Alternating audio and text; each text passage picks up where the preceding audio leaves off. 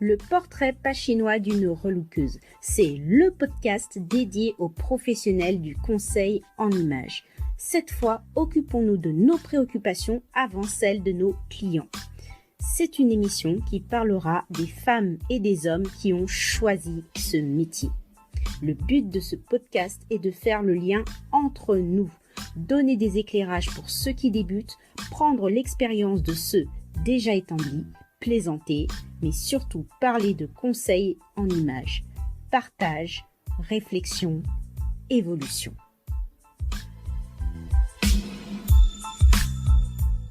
Bonjour à tous, je suis heureuse de vous retrouver pour ce nouvel épisode du portrait pas chinois d'une relookeuse. Et aujourd'hui, je suis super contente, je me retrouve en compagnie de Ludivine. Ça fait longtemps qu'on se suit sur les réseaux, on s'est aussi vu. Je voulais la voir aussi dans le PPCR parce qu'elle va nous parler d'un sujet, c'est le fait de se considérer vraiment comme conseiller en images, mais professionnel. Alors, dans le cadre d'une association, on va en parler de l'AFIP, qui est l'association francophone pour l'image et la posture professionnelle. Donc, bonjour Ludivine. Bonjour Eugénie, bonjour tout le monde. Contente que tu sois là. Alors, d'abord, avant de commencer à parler de l'AFIP, est-ce que tu peux te présenter brièvement et nous dire comment tu en es arrivée au conseil en images, tout simplement? Alors, je m'appelle Ludivine Poli, j'ai 37 ans, j'ai 3 enfants et je suis mariée. Voilà pour le petit point perso. Et puis, d'un point de vue pro, eh bien, moi, je suis titulaire d'un master en commerce international que j'ai obtenu en Angleterre et ce qui m'a permis, dans un premier temps, d'évoluer dans des grands groupes bretons, que ce soit au service achat ou au service commercial export. Et puis, voilà, mon mari partait beaucoup en déplacement, mes enfants étaient petits, et clairement, moi, je courais partout. Du coup, j'ai quitté le salariat et j'ai, dans un premier temps, lancé un blog mode qui s'appelait Local Adresse. Et avec ce blog, eh bien, je faisais du repérage shopping. Et voilà, c'était vraiment très chouette. Il y avait une belle communauté qui suivait le blog. Et assez naturellement, en fait, on a commencé à me solliciter pour de l'accompagnement shopping et du tri de la garde-robe. À ce moment-là, ça m'a interpellée et du coup, je me suis formée au conseil en images et je me suis lancée à mon compte.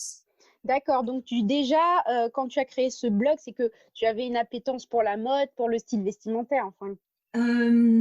Moi, clairement, je pense que ce qui m'a amené, ou en tout cas, oui, clairement, ce qui m'a amené dans le conseil en images, c'est vraiment le rapport aux vêtements déjà. Pour moi, c'est une manière de s'affirmer, de s'exprimer. Et voilà, très tôt, je voulais choisir moi-même mes vêtements. Je voulais pas mettre ce que ma mère me proposait. Et je jubilais quand je mettais une tenue qui interpellait ma sœur. Voilà. Et j'aimais surprendre déjà avec le vêtement. Et ma dernière expérience professionnelle, elle était chez Beau Manoir de Bréal. Et voilà, j'étais au service pantalon, donc je touchais les matières, les accessoires, et ça m'a confortée aussi dans mon envie de style et l'habillement. D'accord. Il y a eu combien de temps qui s'est passé entre le fait où tu dis, bon, ben voilà, j'ai mon blog mode, et là, je veux me professionnaliser en disant, je vais devenir conseiller en image. Il s'est passé 6-7 mois. En fait, j'ai lancé mon blog en septembre de mémoire.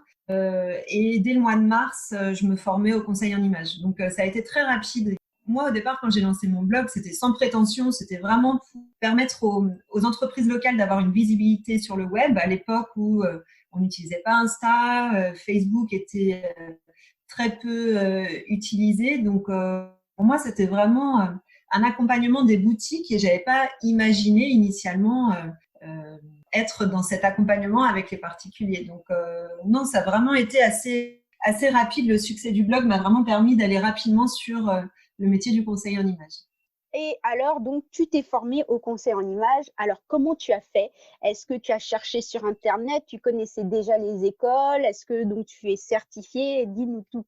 Alors moi, je suis quelqu'un d'assez spontané et si j'ai décidé de quelque chose, ça soit tout de suite, tout de suite maintenant. Donc j'ai cherché sur le web, j'ai vu l'école Image Conseil qui est du côté de Nantes et qui faisait des formations qui correspondaient exactement au timing que je voulais consacrer et voilà. Moi, je suis Pour la petite histoire, je suis originaire de la Vendée, donc c'était aussi de passer voir ma famille. Donc je me suis formée initialement avec Image Conseil. Et puis j'ai repris une formation à l'ESR, l'École supérieure de relooking.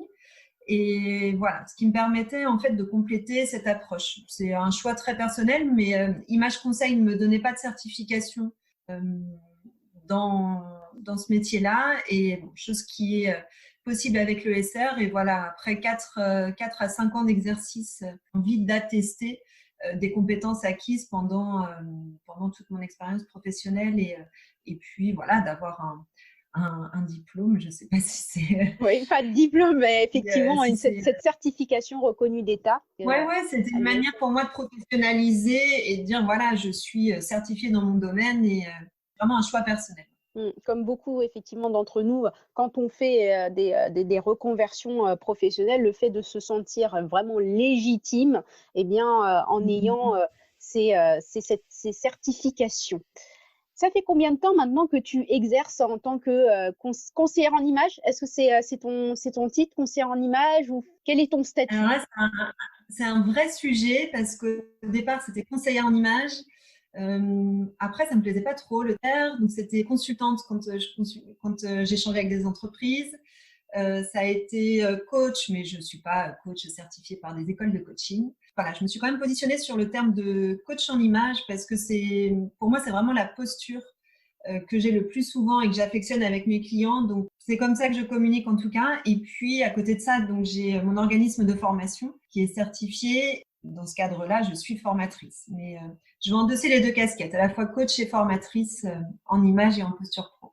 C'est marrant, je rebondis là-dessus parce que effectivement, à moi aussi, enfin, après quelques années, effectivement, le diplôme en tout cas délivré, moi j'ai eu mon diplôme à l'ESR en tant que consultante en communication par la valorisation de l'image, mais conseillère en image. Et c'est vrai que depuis 2-3 ans, ma manière d'accompagner mes clients, c'est plus dans la posture effectivement de coach. Je trouve ça beaucoup plus, enfin, voilà, c'est quelque chose de très intéressant dans les accompagner dans le chemin, plutôt que leur dire, bon ben voilà, le conseil, on fait ci, on fait ça, et les accompagner vers ce chemin, qu'ils trouvent aussi des voies. Je trouve ça plus important. Donc moi aussi, en tout cas, je tends plus maintenant à me dire coach, même si je ne suis pas encore certifiée, j'attends, j'ai quand même dans le projet, mais plus coach en image.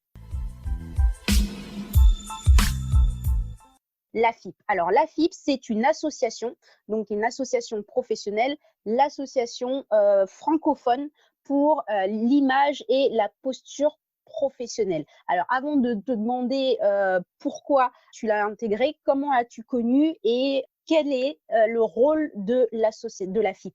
Alors, comment j'ai connu la FIP? À travers le livre de Audroy. Audroy, qui est la fondatrice de l'association, qui est désormais la présidente d'honneur, et qui a écrit un livre qui s'appelle Métrage professionnel. Et quand j'ai lu ce livre, franchement, je m'y suis complètement retrouvée dans la manière d'aborder le métier, ou en tout cas d'aborder l'image, partant du principe que l'image va être une compétence qui s'acquiert. Et donc, pour incarner ses compétences personnelles, ses qualités, aussi bien être représentatif de son secteur d'activité, eh bien, l'image va avoir tout son intérêt. Et le livre de Aude m'a vraiment séduit dans cette approche-là. J'ai commencé à faire des recherches sur le web, et un jour, j'ai vu que la FIP proposait une journée découverte qui était ouverte à tous pour découvrir des outils qui ont été développés au sein de la FIP, tels que le bilan d'image ou style et communication. Et donc, j'ai pris un billet pour Paris, je suis allée participer à cette journée-là, et voilà, j'étais vraiment séduite, ravie. J'étais entourée de personnes qui voyaient les choses de la même manière que moi par rapport à l'image en situation professionnelle. Et, beaucoup de chaleur, je me suis sentie intégrée tout de suite, et voilà, après, j'ai pas quitté la FIP, j'ai signé, et je crois que ça fait 3 ans ou 4 ans bientôt que je suis membre de l'association.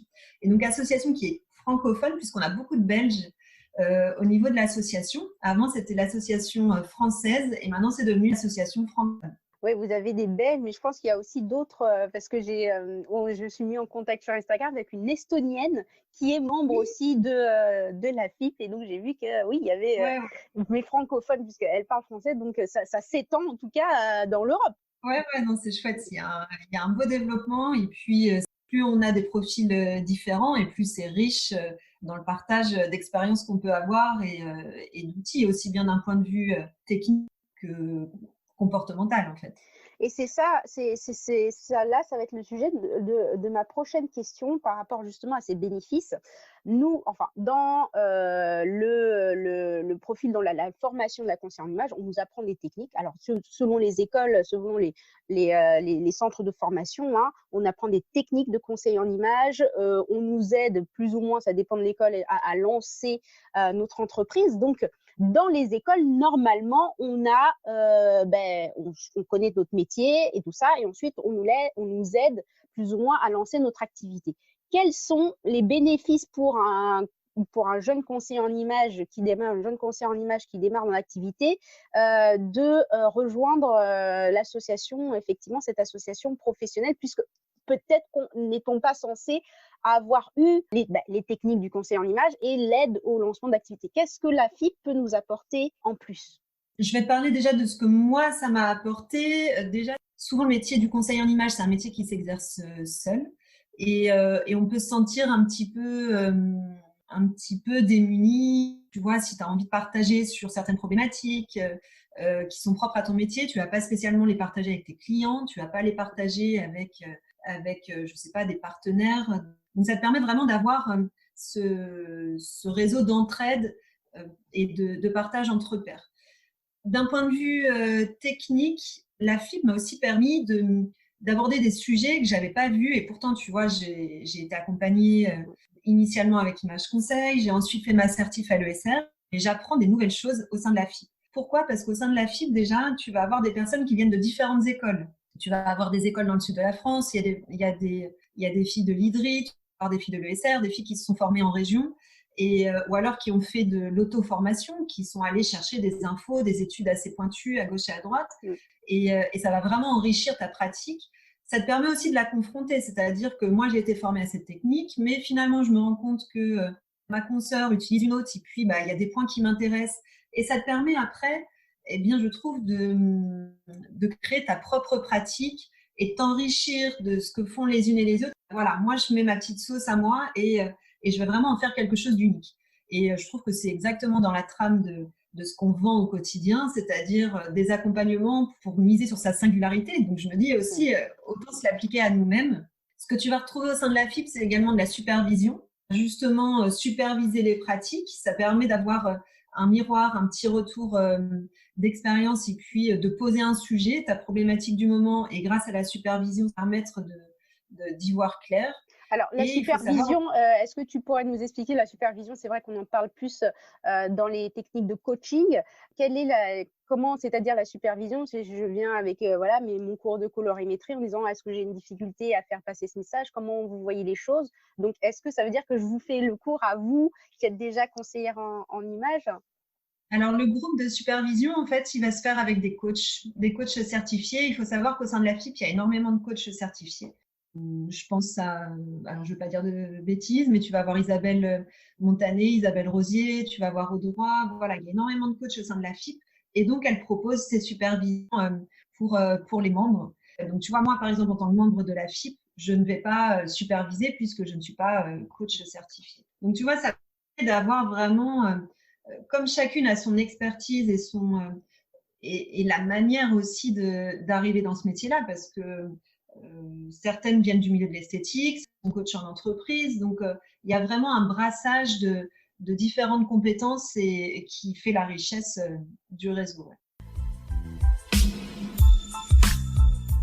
Et justement, dans cette association, parce que voilà, j'ai regardé aussi votre site internet et tout ça, donc c'est vraiment le rôle est de promouvoir le conseil en image en France auprès de, je pense, d'institutions, de le rendre.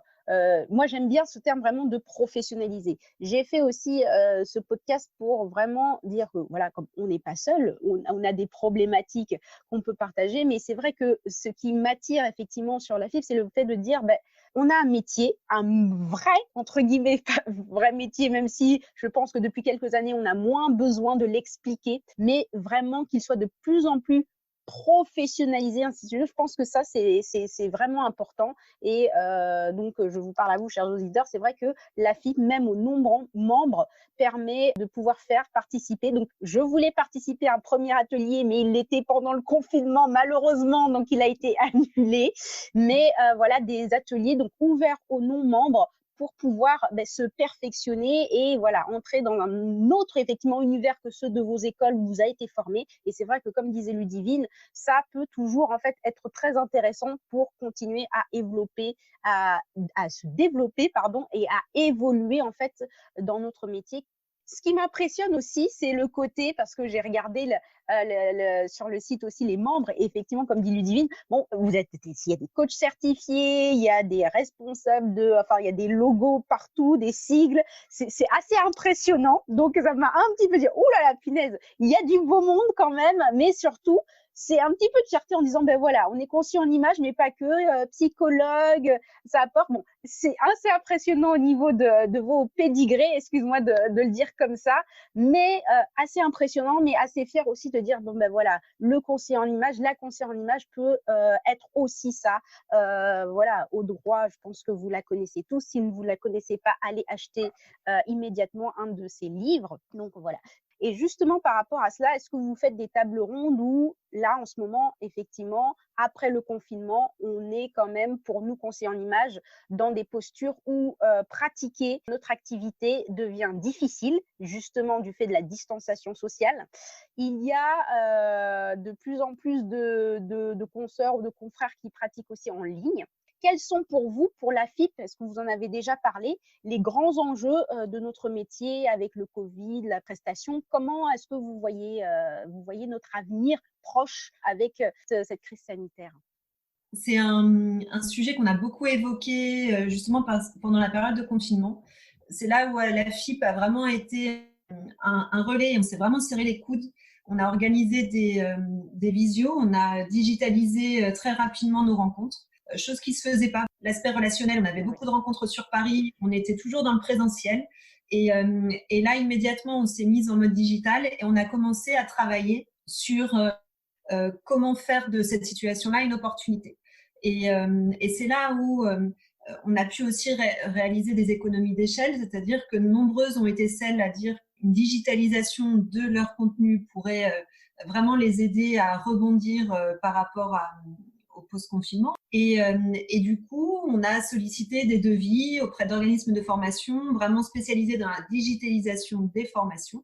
Et l'économie d'échelle a que, eh bien, plutôt que d'avoir une adhérente qui souhaite faire une formation qui lui coûte tant, eh bien, il y a eu des groupes de travail de 5-6 adhérentes de la FIP, bénéficier d'un tarif préférentiel et qui ont monté en compétences sur la digitalisation de leurs pratiques. Donc, rapidement, la FIP a permis aussi de rebondir et de faire de cette situation-là une opportunité, monter en compétences, digitaliser les pratiques.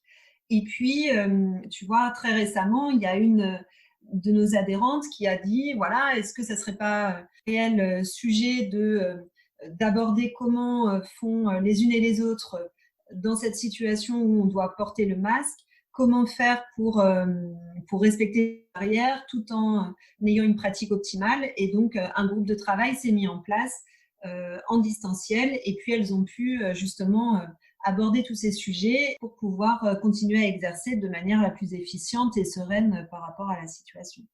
Donc clairement, oui, la FIP permet, avec ce cerveau collectif, d'avancer sur ces sujets-là.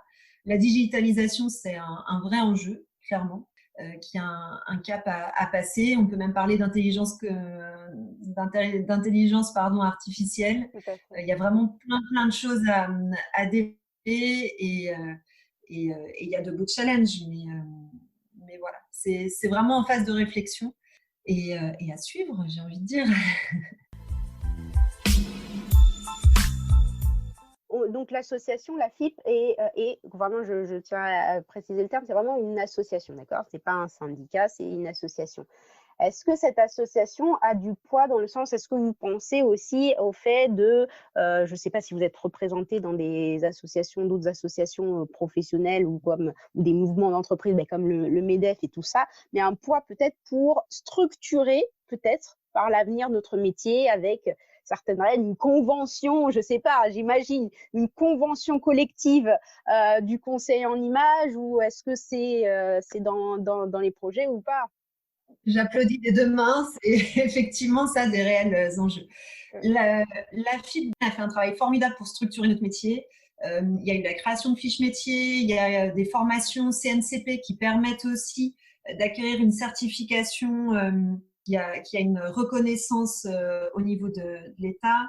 Il y a vraiment tout un travail vraiment de fond qui a été fait pour structurer ces activités-là, ont été relayées aussi par les écoles. Hein. Les écoles aussi ont vraiment, il y a des partenariats entre les écoles, les grandes écoles et la Est-ce que FIP. tu peux nous Donc, rappeler, excuse-moi, les partenariats avec quelles écoles? il y a l'IDRI, il y a l'ESR, il y a une autre école. Alors après, il y a des partenariats plus récents et ça, c'est pas les sujets sur lesquels moi j'interviens parce qu'on a chacune un peu des rôles à assumer en bénévole au sein de la FIP. Donc moi, je vais plutôt être sur la communication. Mais en tout cas, il y a vraiment un gros travail pour structurer notre métier. Et l'idée, c'est de pouvoir mettre en place des études sectorielles. Ça va être, admettons, d'avoir un code NAF déjà qui soit bien identifié à notre activité. Chacun a des codes différents. À titre perso, je viens d'embaucher une salariée. Il n'y a pas de convention collective. Donc voilà, il y a vraiment plein de chantiers encore. Plus on aura d'adhérents et plus on aura de poids et d'énergie parce que plus on est nombreuses au sein de la FIP et plus on peut déployer des projets comme ça. Mais c'est sur notre feuille de route, oui. Super. Et effectivement, je vous mettrai les liens en note audio sur le site, bien évidemment, de la FIP, si cela vous intéresse. Moi, ça me tente effectivement déjà depuis 1 ou 2 ans, mais après, je me dis, oh, j'y vais pas.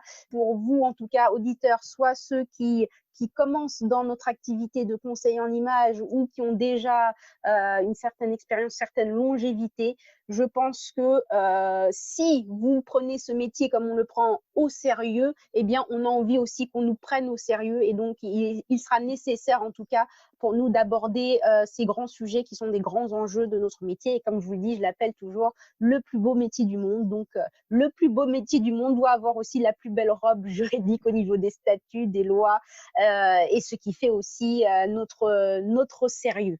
Mais, mais c'est complètement ça. On a un métier d'image, il faut aussi soigner l'image qu'on renvoie, montrer cette image professionnelle. Et oui, ensemble, on y arrivera. C'est vrai que c'est un métier qui est très disséminé. On a beaucoup de personnes qui exercent de manière individuelle. Mais si on a un regroupement fort, c'est là où on arrivera à avoir une voix qui portera plus haut toutes les belles valeurs de notre métier. Justement, en parlant de ça, une dernière question par rapport à la FIP.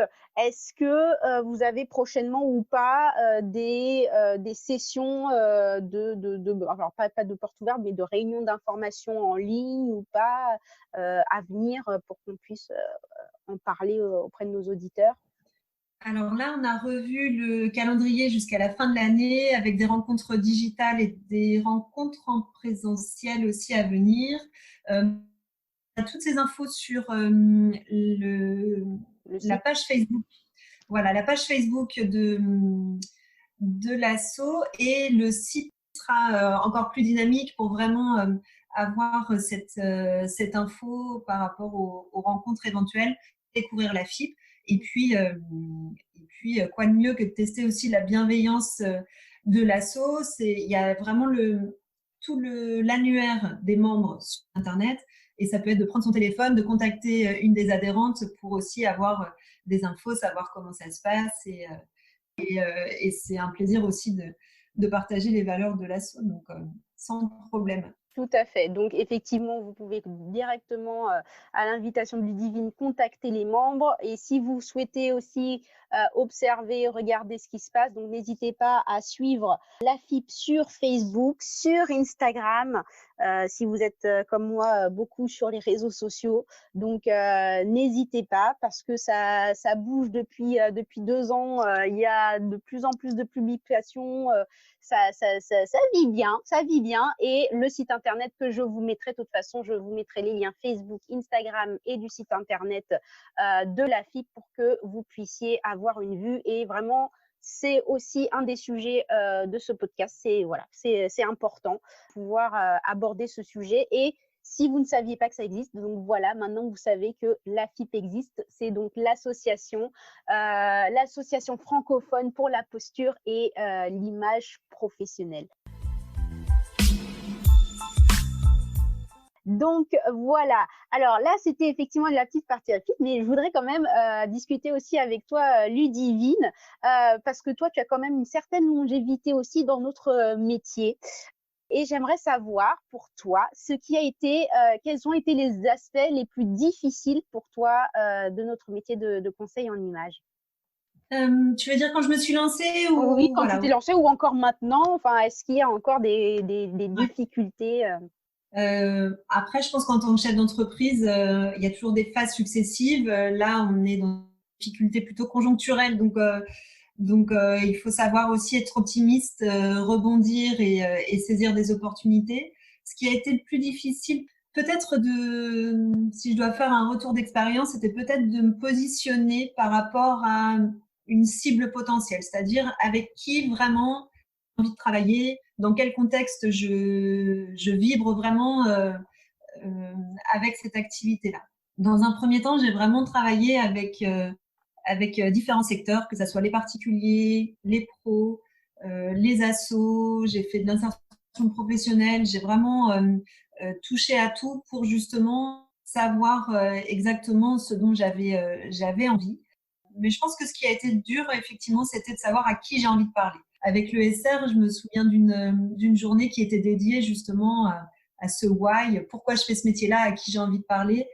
Et ça, je trouve que définir cette cible très rapidement, c'est un avantage. Moi, j'avais aussi le luxe de pouvoir, dans un premier temps, tester, tâtonner et de voir ce que j'avais envie d'aller. Après, certains conseillers en image se lancent et ont une pression, on va dire, financière assez importante.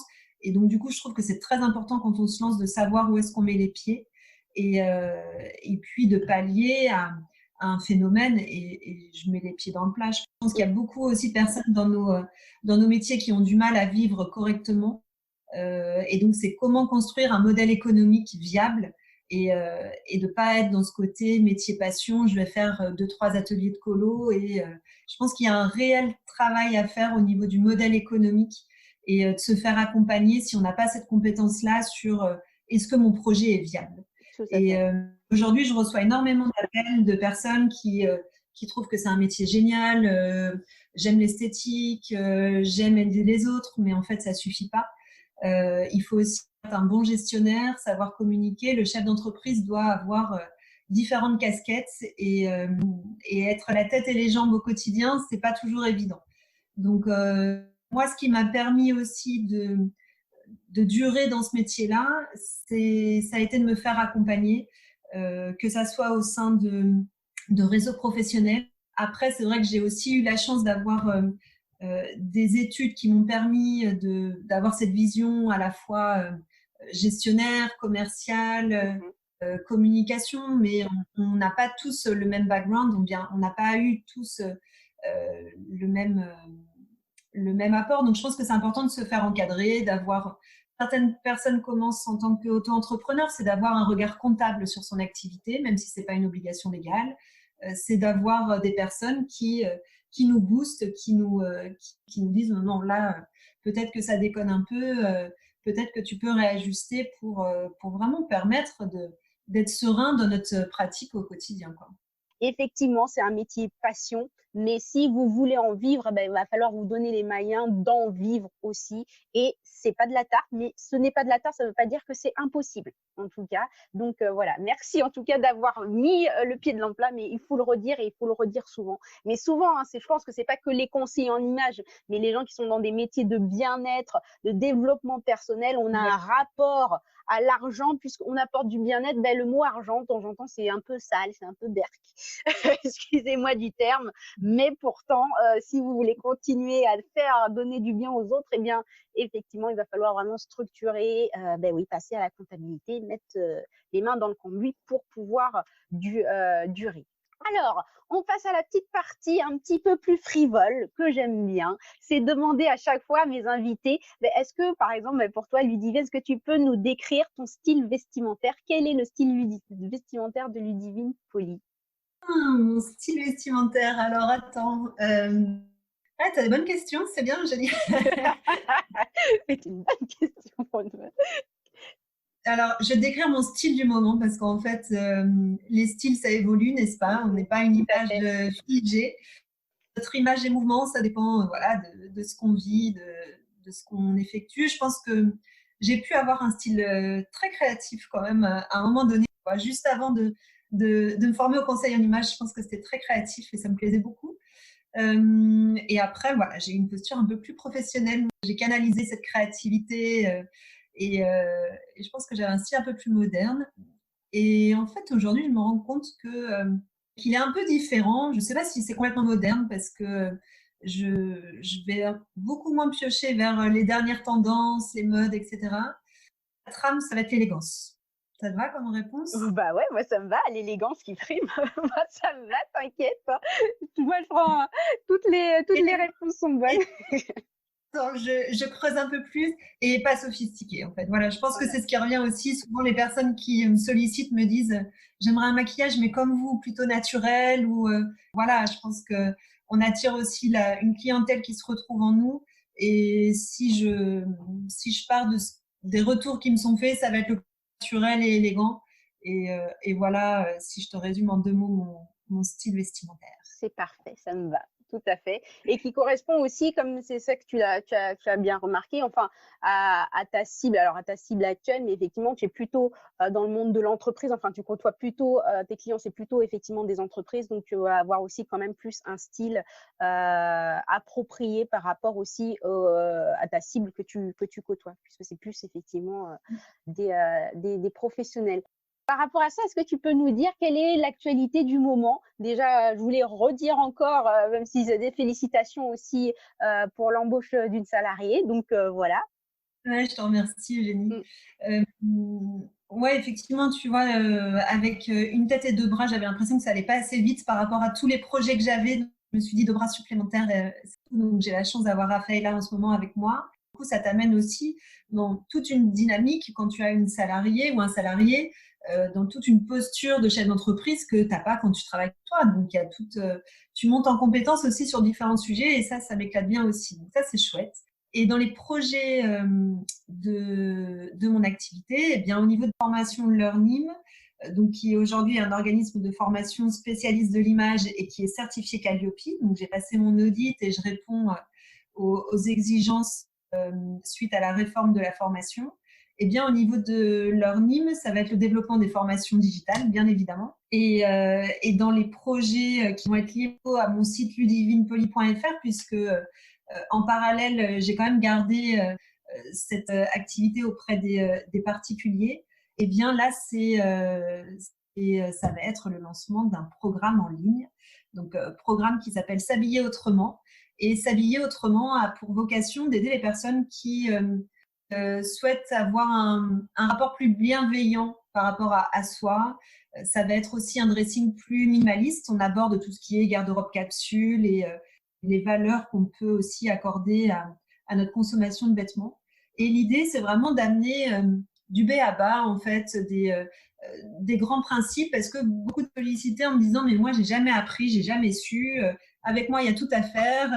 Et je me dis « pourquoi ne pas commencer par des conseils très simples ?» S'habiller autrement, ça va être une dose d'inspiration pour tout ce qui va être affirmer soit un style un peu plus créatif, un peu plus féminin et autres. Et puis, au niveau si je reviens sur Learnim, il y a un projet aussi en cours, mais là, ça ne dépend pas que de moi, donc suspense. Il y a d'autres projets auxquels je tiens beaucoup et j'espère qu'ils verront le jour, mais ça, on en parlera en temps voulu. C'est super parce que déjà, il y a de l'activité, il y a de quoi faire et en tout cas, tant mieux. l'interview touche à sa fin. Moi, j'ai été ravie parce que je pense, chers auditeurs, vous nous le direz, n'hésitez pas à nous le dire comme d'habitude en commentaire sur Instagram, sur Facebook ou sur les notes, que voilà, c'était fourni en informations importantes pour nous, pour notre métier. Donc, que vous soyez déjà en activité ou alors que vous débutiez, voilà, sachez qu'il y a des associations. Je pense que c'est la seule association, en tout cas, de conseillers, enfin de coachs, conseillers, formateurs, donc pour la posture professionnelle et l'image en France, en tout cas, les francophones. Donc, si vous êtes en Suisse, si vous êtes en Belgique, que vous nous écoutez effectivement et que voilà, vous êtes francophone, n'hésitez pas en tout cas à vous informer sur cette association. Encore merci beaucoup, Ludivine, d'avoir accepté mon invitation. C'était vraiment cool. Avec plaisir. Mais avant de finir, j'aurais la dernière petite question. Quel est le conseil en image? Quelle est peut-être la citation ou un leitmotiv que tu as? Qu'est-ce que tu pourrais dire à nos auditeurs? Peut-être une phrase que j'utilise souvent quand mes clients ou mes clientes me disent ah bon, mais ça, ah ouais, je peux. Est-ce que est-ce que ça se fait? De quoi je vais avoir l'air? Et la réponse plus souvent, c'est tout ce qui est assumé est bien porté. Voilà, ça serait ma phrase. À partir du moment où on est conscient de ses choix et qu'ils sont assumés, eh bien, soyons libres de nos choix vestimentaires. Voilà. Tout à fait, super. Merci encore beaucoup. Merci Ludivine d'avoir accepté cette invitation et merci pour cette interview. Merci beaucoup, Eugénie. Au revoir. On se retrouve donc la semaine prochaine pour un nouvel épisode. Et en attendant, comme d'habitude, si vous avez aimé cet épisode, si vous voulez soutenir ce podcast, alors n'hésitez pas, lâchez-vous.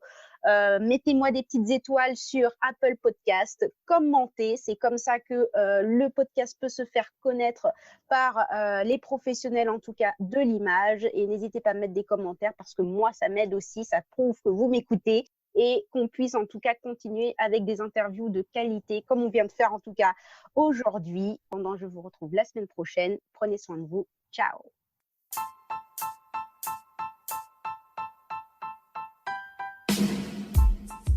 Merci encore de m'avoir écouté. C'était Eugénie de l'agence Pop-up Image. Tu pourras retrouver les épisodes du PPCR sur le lien indiqué dans la description. Et si tu as aimé, fais-toi plaisir. Note, partage, donne ton avis, abonne-toi et à très vite. Ciao.